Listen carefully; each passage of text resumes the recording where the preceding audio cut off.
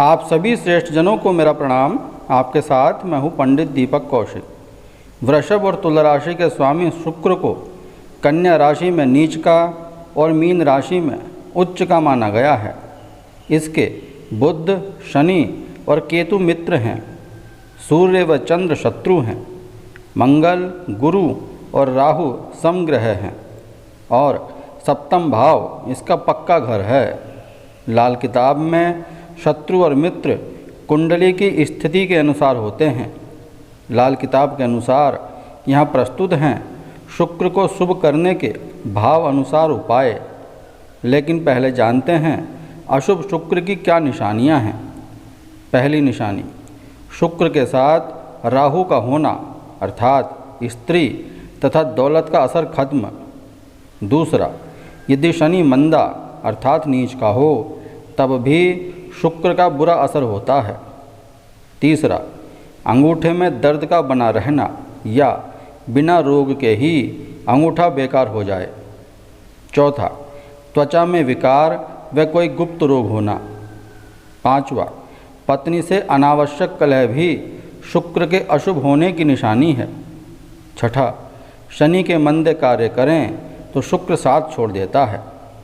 अब जानते हैं भाव अनुसार उपाय। पहले घर के उपाय। पहला, पत्नी का सम्मान करें और पराई स्त्री से दूर रहें। दूसरा, स्वयं और घर को साफ सुथरा रखें और हमेशा साफ कपड़े पहनें। तीसरा, शरीर को जरा भी गंदा न रखें व नित्य स्नान करें।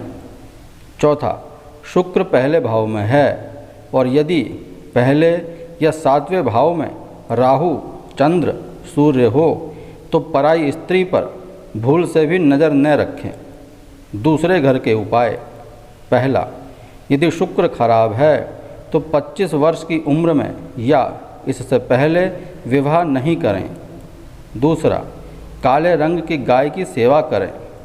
तीसरा, नहाने के पानी में दही डालकर स्नान करना चाहिए।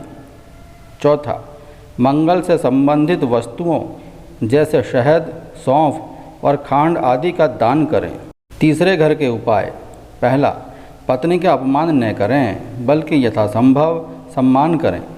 दूसरा, चंद्र का उपाय करें, दूसरे की बुराइयों पर पर्दा डालें। तीसरा, बहन और बुआ से संबंध अच्छे रखें। चौथे घर के उपाय।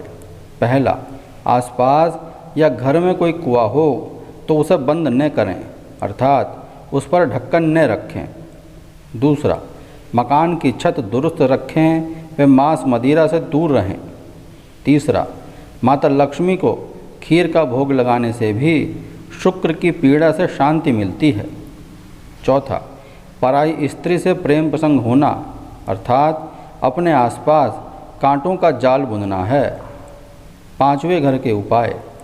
पहला, गाय व अपनी माँ की सेवा करने पर शुभ सूचनाएं प्राप्त होती हैं। दूसरा, पत्नी के बालों में सोने के क्लिप लगाएं।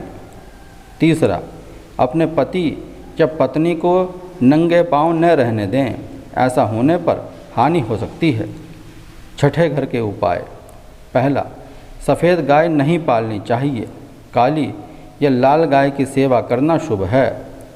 दूसरा, ससुराल पक्ष के साथ कोई कारोबार न करें। तीसरा, छत में उजालादान न लगाएं अर्थात घर में आसमान से रोशनी के रास्ते बंद कर दें। सातवें घर के उपाय। पहला, नशा न करें वे पत्नी से बना कर रखें। दूसरा, चाल चलन उत्तम रखें।